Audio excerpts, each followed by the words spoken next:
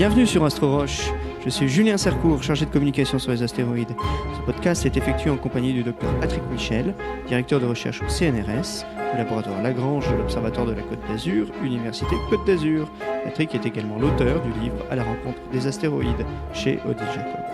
Ce podcast est dédié aux astéroïdes, à leur importance scientifique et aux moyens de se protéger du risque d'impact, autrement appelé la défense planétaire.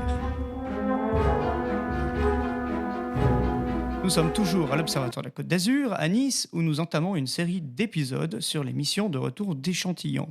Nous commençons aujourd'hui par la toute première mission, Hayabusa, une mission japonaise. Puis ensuite, nous parlerons de la mission Hayabusa 2, sa suite, une autre mission japonaise. Et enfin, nous parlerons d'Osiris Rex, une mission des États-Unis. C'est quand même extraordinaire, Patrick Michel, de parvenir à ramener des échantillons d'astéroïdes. Oui, absolument, c'est extraordinaire, c'est un défi technique, hein, parce que aller dans l'espace, c'est déjà compliqué, mais on sait faire.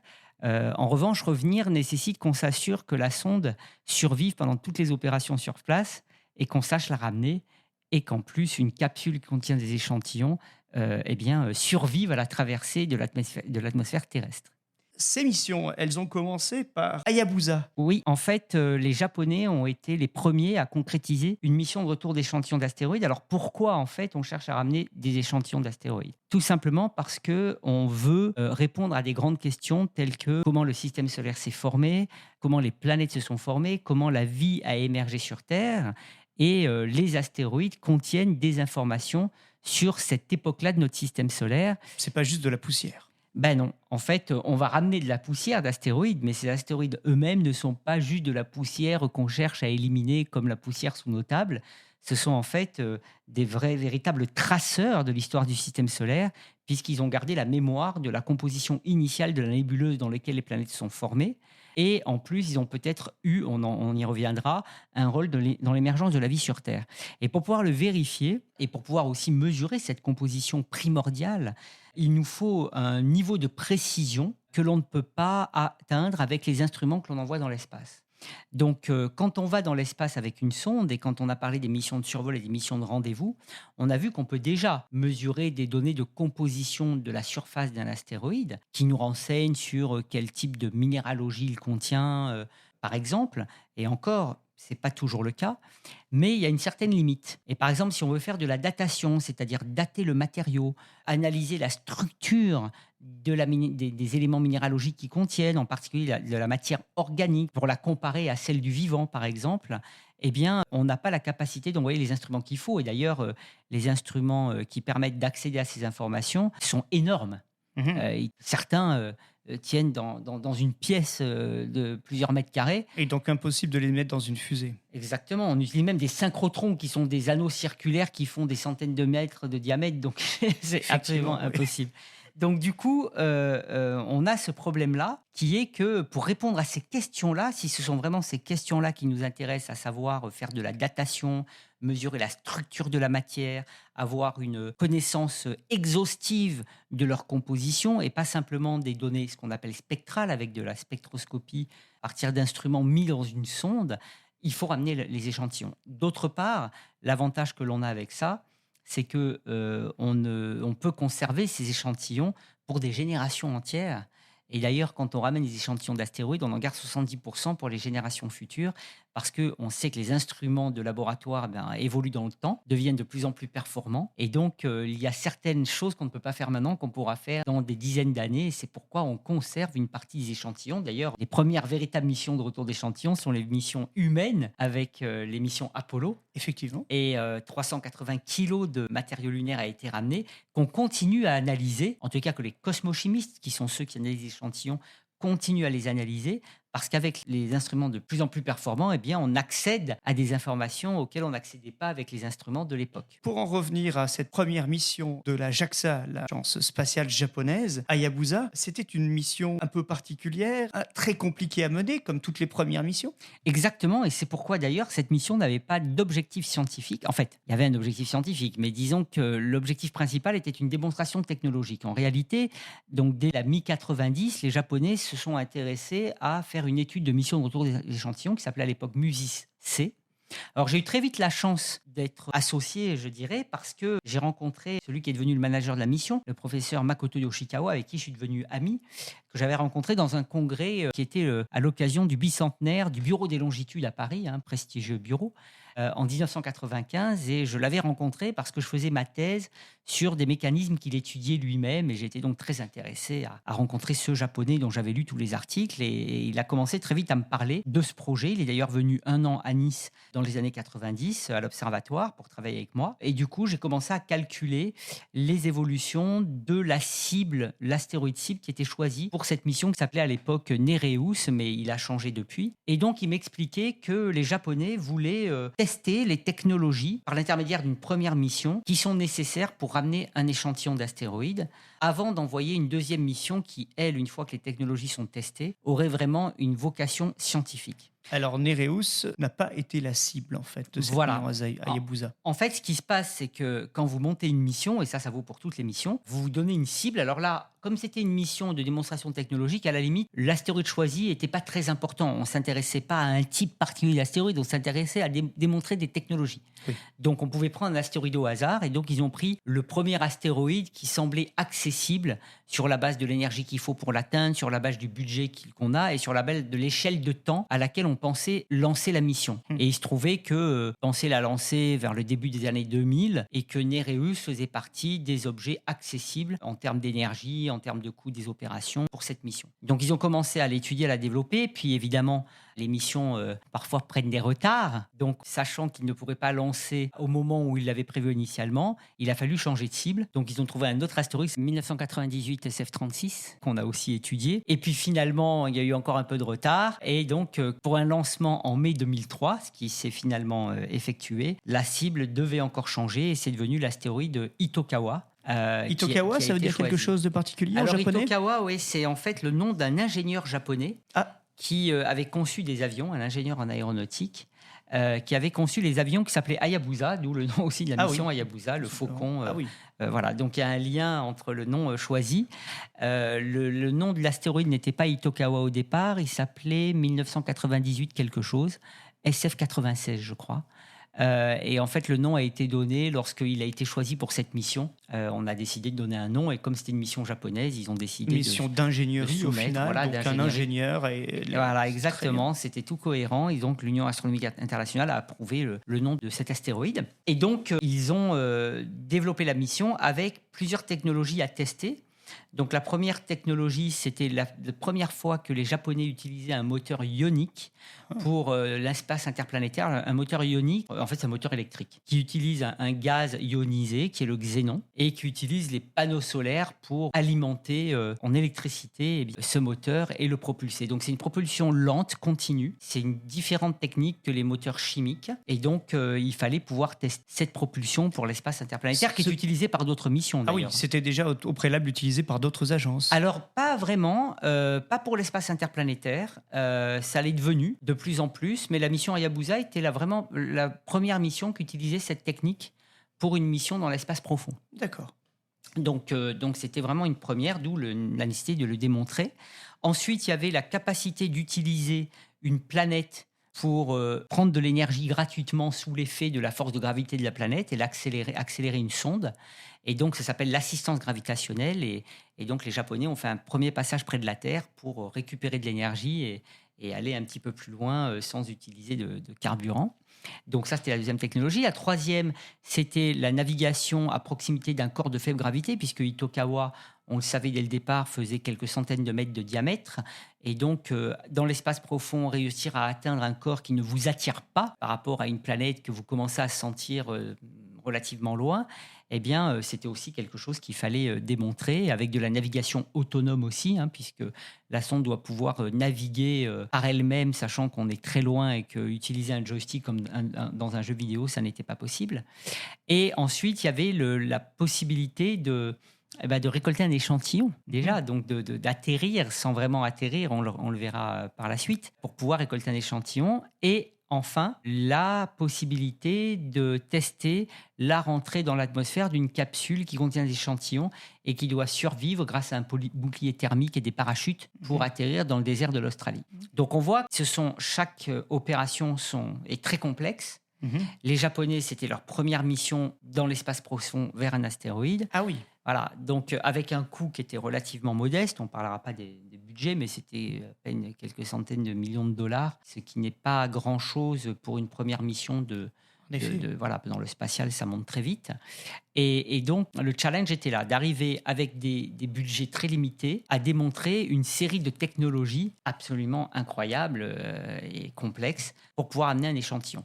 Alors, il se trouve qu'ils ont choisi l'astéroïde Itokawa, qui est un astéroïde de type S, ça veut dire silicaté, sur la base des observations depuis la Terre. On peut classer les astéroïdes selon les longueurs d'onde dans lesquelles ils renvoient la lumière, et on sait qu'on a deux grandes classes. Les objets silicatés, qui sont plutôt formés près du Soleil, un peu plus chauffés, donc moins primitifs que les objets de type carboné, qui sont formés plus loin du Soleil, donc ils ont moins chauffé, leur matière est plus fidèle aux origines du système solaire.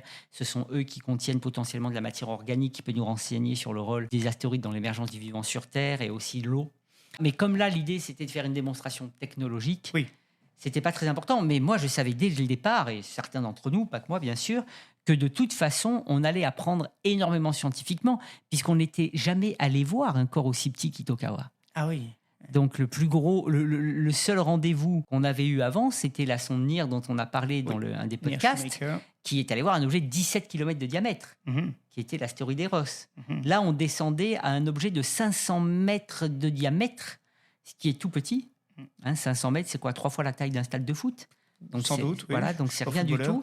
Et qui a très peu de gravité, puisque pour m'échapper de sa surface, il faut que je saute à une dizaine de centimètres par seconde. Donc prenez une règle de 10 centimètres, comptez une seconde pour aller d'un bout à l'autre. Vous allez voir, c'est pas beaucoup. Si vous faites ça, vous ne retombez pas, parce qu'il n'y a pas de gravité. Donc on savait qu'on allait voir quelque chose de très étonnant. C'était une première aussi scientifiquement, même si le but était technologique.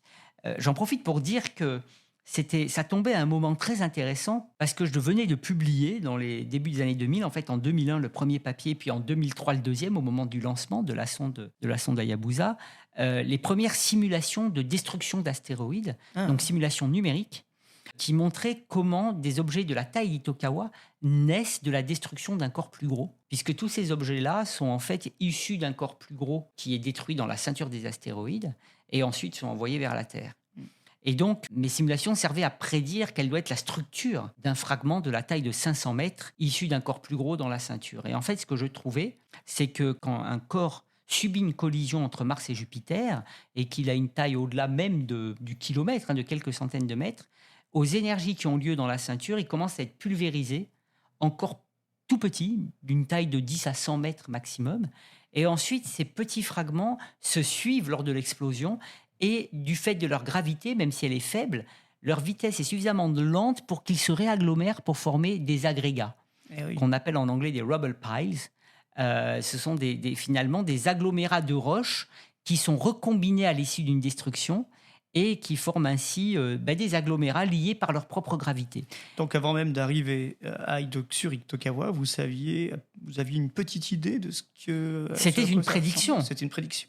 C'était seulement une prédiction, parce que c'est de la modélisation numérique. On n'avait pas la capacité de vérifier ça avec les télescopes terrestres. La structure des objets, c'est pour ça qu'à chaque fois on est surpris quand on va voir un astéroïde, parce qu'on n'a pas ces données-là depuis le sol. Et puis jusqu'à maintenant, on a eu des belles surprises.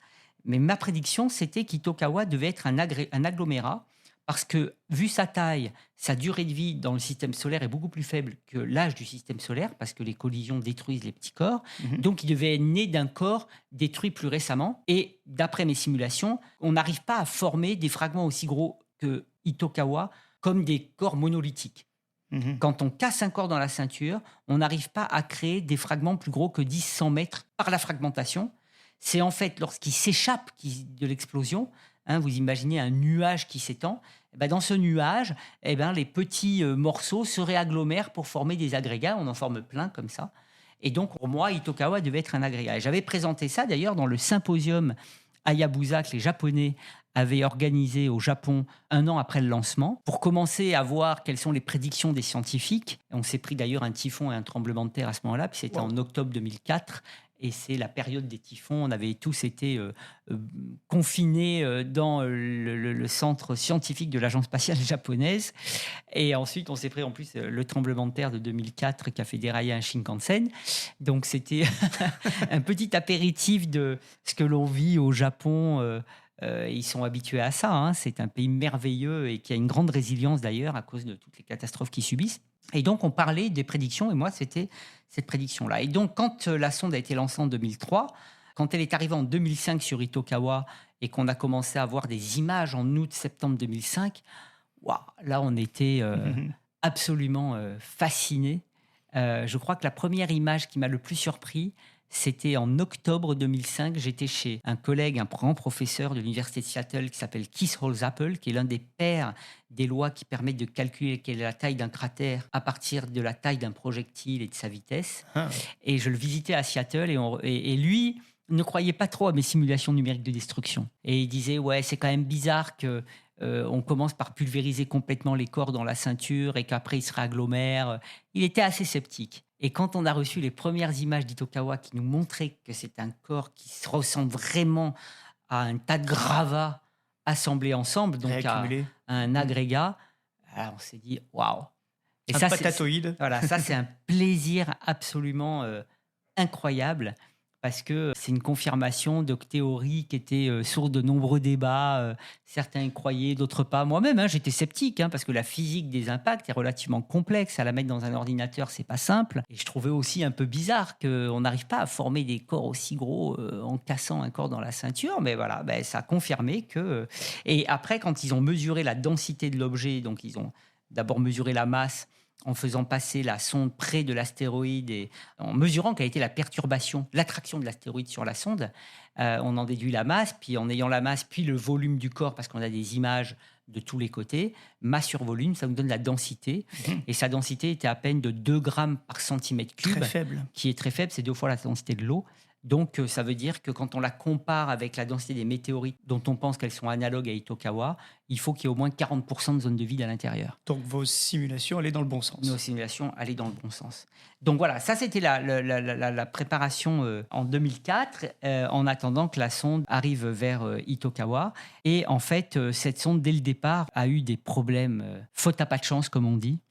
Puisque 1 mois après le départ, elle s'est pris une éruption solaire qui était la plus violente dans toute l'histoire des éruptions qu'on a pu mesurer, et qui a commencé par lui endommager un des moteurs ioniques, il y en avait 4, endommager les panneaux solaires, les roues de réaction qui permettent à la sonde de s'orienter. Donc ça, c'est quand même pas génial. Et puis finalement, donc, elle est arrivée en 2005. Et là, on a eu une série d'épisodes, tous aussi incroyables les uns que les autres et source de problèmes, digne des meilleures aventures d'Indiana Jones. On pourrait en faire une mini-série Netflix en 6 épisodes. Parce que franchement, il y a eu 6 ou 7 épisodes. Et chacun, on se demandait comment on allait s'en sortir. Donc, je décris ça d'ailleurs. À la série 24 heures aussi. Oui, c'est ça, oui, absolument. C'est la série 24 heures. Alors là, c'est sur plusieurs mois, mais je pense que c'était aussi intense, en particulier pour les ingénieurs des opérations, que j'admire vraiment parce que ils se sont confrontés à des problèmes invraisemblables et franchement, quand on suivait ça, on se demandait comment ils allaient s'en tirer. Et je raconte d'ailleurs tous ces épisodes dans les détails, parce que pour un podcast, on ne va pas tout détailler. Dans mon livre « À la rencontre des astéroïdes » chez Odile Jacob, il y a tout un chapitre consacré aux missions de retour d'échantillons où je raconte chaque épisode que la sonde a vécu. J'en citerai un qui est que la sonde devait donc descendre, récolter un échantillon et en fait, elle n'a jamais réussi à faire la manœuvre exacte qui était prévue. La première fois, elle est même restée 40 minutes à la surface, alors que, il faut que je le précise, la méthode de récolte d'échantillons, c'est la sonde descend, elle a un cornet qui fait à peu près 1 mètre de long sous elle, un petit peu comme on imagine un moustique, ou un colibri. Tiens, un colibri, le petit bec du colibri. Et elle doit utiliser la méthode du touch and go, c'est-à-dire je touche et je m'en vais en 1 seconde. Quand le cornet touche la surface, ça déclenche l'envoi d'un projectile de 5 grammes à 300 mètres par seconde qui, dans le cornet, descend vers la surface. Quand il tape la surface, ça crée un impact et on récolte les petits débris de l'astéroïde dans ce cornet qui remonte. Et avec ça, l'idée, c'est d'avoir 100 mg. Alors, ça paraît rien, mais les cosmochimistes, même avec 100 mg, ils vous racontent une histoire. C'est absolument incroyable. Et puis, c'était une démonstration technologique. Et en l'occurrence, ce mécanisme n'a jamais marché. Elle a rebondi, du coup ils l'ont après perdu et ils l'ont retrouvé à 7 km de l'astéroïde. Enfin, il y a eu des tas de péripéties, mais ça serait un peu long.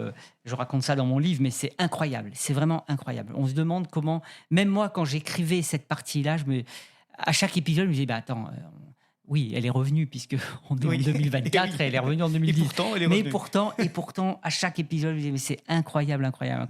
Donc, il y a eu des tas de choses. On a fait évidemment de la science avec Itokawa. On a pu voir qu'on a des gravats de partout, qu'on a pu mesurer certaines choses qu'on ne savait pas, comme le fait que les petits cratères semblent absents par rapport aux gros sur la surface de ces petits corps, alors qu'on s'attend à avoir des cratères de toute taille.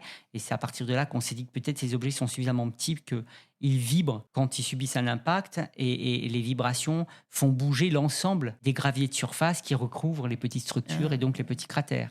On a vu aussi que probablement, vu qu'il y a quand même des gros rochers sur un corps aussi petit que 500 mètres, ils peuvent aussi constituer un bouclier qui fait que quand un projectile tape, si sa taille est plus petite que la roche qu'il rencontre à la surface, il va casser cette roche mais pas laisser de cratère. Et on a commencé à appréhender, comme on l'avait fait avec les missions de rendez-vous, telles que celle sur Eros, la géologie de ces corps qui est beaucoup plus complexe qu'on ne le pensait et très contre-intuitive parce qu'elle finalement se manifeste dans un environnement de très faible gravité, très différent de celui de la Terre. Donc Itokawa, pendant les 3 mois d'observation, la sonde n'était pas en orbite autour d'Itokawa, elle faisait un suivi. Elle le suivait à une distance de 20 km et de temps en temps, elle descendait pour tenter de se poser. Elle l'a fait 2 fois et les 2 fois, le projectile n'a pas marché. Donc, on a pu appréhender tout ça. Alors, le projectile n'ayant jamais été déclenché, on se posait la question lorsqu'elle a dû... Alors, déjà, comme rien n'a fonctionné comme on le pensait, mais qu'à chaque fois, ils ont réussi à récupérer la sonde, etc., malgré tout, la sonde n'a pas pu revenir comme il était prévu initialement en 2007. Donc, ils ont dû attendre une voie de rentrée qui retardait tout au 13 juin 2010. Donc déjà, il fallait s'assurer, c'était pas dit que les instruments survivent, ils n'étaient pas calibrés pour rester aussi longtemps, et les moteurs, en plus, elle était en moitié... Puis, il manquait un moteur. Et elle était endommagée, parce qu'elle avait subi une fuite du fait qu'elle était restée au sol, on pense que peut-être ça avait chauffé, donc il y a eu un trou, et ça commençait à émettre un couple qui l'a fait tourner sur elle-même, à vriller. Non, il y a eu des tas de... Là, vraiment, j'encourage les auditeurs à lire au moins ce chapitre de mon livre, parce que c'est incroyable, c'est tout juste incroyable. C'est vrai. Et vraiment, on est accroché au suspense de ce qui va se passer ensuite. Alors évidemment, dans le podcast qu'on va donner la solution, oui, elle a survécu. Il y a eu même une péripétie quand elle est revenue. Pendant son voyage, finalement, tous les moteurs étaient HS, hors service. Tous, ouais. Et à quelques mois avant l'arrivée sur Terre, ils ont réussi à recombiner à partir de 2 composants qui marchaient sur un moteur, en refaire un seul. Tout ça à distance. C'était un épisode digne de la crise d'Apollo 13. Bon, heureusement, il n'y avait pas d'être humain à bord, mais s'ils sont mis d'arrache-pied, ils sont incroyables, les Japonais. Ils ont vraiment réussi un truc. Pour moi, c'est des héros, parce qu'il y avait tout pour, à un moment donné, dire bon, allez, c'est bon. On lâche l'affaire, c'est mort. Mais ça prouve que quand on est persévérant, qu'on travaille en équipe, qu'on est passionné, qu'on a un objectif qu'on veut remplir jusqu'au bout, on y arrive. Et la raison pour laquelle ils voulaient y arriver, c'est parce que même s'ils pensaient qu'ils ne devaient pas récolter d'échantillons, du fait que le mécanisme n'avait jamais marché, ils voulaient tester la rentrée dans l'atmosphère d'une capsule, même si elle était vide. C'était à nouveau une première. Voilà, c'était une première, donc il fallait tester. Et moi, j'étais un des seuls qui pensait qu'on avait peut-être récolté un échantillon, parce que comme la sonde avait rebondi sur la surface, lors de la première tentative, finalement, elle avait peut-être servi elle-même de projectile. Et le sas étant ouvert, vu qu'il y a peu de gravité, il se pouvait que, avec de la chance, on ait récolté quelque chose. Mais j'avoue que beaucoup de mes collègues n'étaient pas du tout certains de ça, et en dépit de ça, étaient très désireux de voir la capsule revenir. Donc cette capsule est arrivée dans l'atmosphère en juin 2010, et donc c'est dans le désert de Woomera en Australie. Il y avait un accord avec les Australiens pour pouvoir faire ça. Et donc, ils l'ont bien récolté, ce qui n'était pas évident, parce que c'est une toute petite, elle fait 30 cm de diamètre, avec les parachutes, dans un désert où il y avait une précision, je crois, de 1 km. Donc, elle est trouvée. Oui. Alors, heureusement, c'est désertique, puis il y avait un beacon, mais voilà, ils ont réussi à faire ça. Et la grande découverte magnifique, c'est que quand ils ont ouvert la capsule, ils ont découvert qu'il y avait 3000 particules micrométriques dans la capsule qui venaient bien d'Itokawa. Ils ont vérifié ça après. Ça, c'est déjà bien pour les spécialistes. Voilà. Et il y avait un autre défi, c'est qu'il fallait arriver à les récolter parce que ces collants... voilà, donc il fallait une pastule en téflon. Ils ont gratté le container.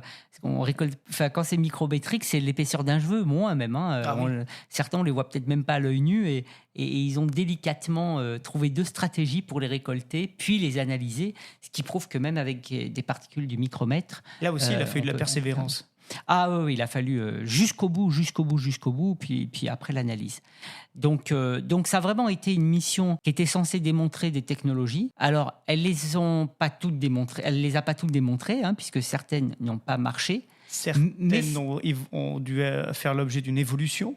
En fait, oui. Et puis surtout, c'est un petit peu le message, c'est que même quand on réussit pas, c'est en partie une démonstration pour autant qu'on ait compris pourquoi ça n'a pas réussi. Oui. Ce qui permet de corriger pour la suite. Donc, en fait, la moralité, c'est que quand on fait de la démonstration technologique, on n'a pas nécessairement besoin de tout démontrer pour valider. Tant qu'on a compris pourquoi ça n'a pas marché et qu'on sait que si on corrige et que c'est faisable de corriger, ça marchera. Et c'est ce qu'ils ont fait, puisque la deuxième mission est partie 4 ans après, seulement. On apprend plus de nos échecs que de nos réussites, au final.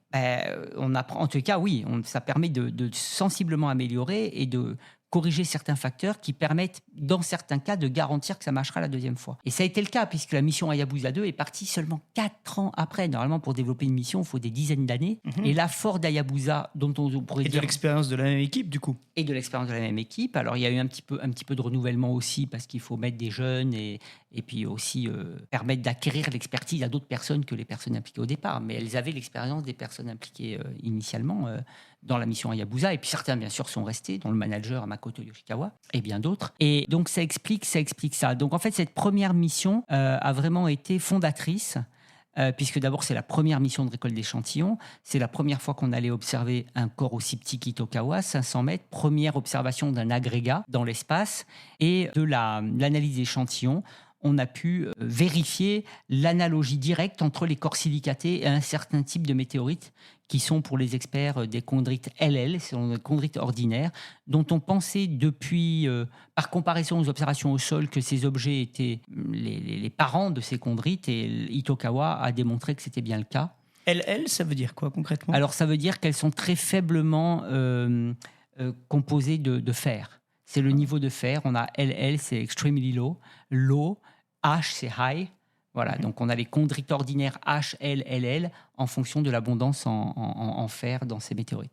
Bon, c'est une classification comme une autre, mais en tous les cas, le lien avec les corps silicatés a été confirmé et bien d'autres choses. Mais c'était, en dépit du fait que c'était une démonstration technologique, une belle mission scientifique et en dépit des échecs, une mission qui a permis de monter rapidement une deuxième mission. Une mission de recherche. Une mission de recherche, voilà, dont on parlera dans le deuxième podcast consacré aux missions de retour d'échantillons. Eh bien, merci Patrick Michel. Nous nous retrouverons très rapidement, cette fois-ci pour parler de la mission Hayabusa 2, une véritable mission de recherche et un total succès en fin de compte.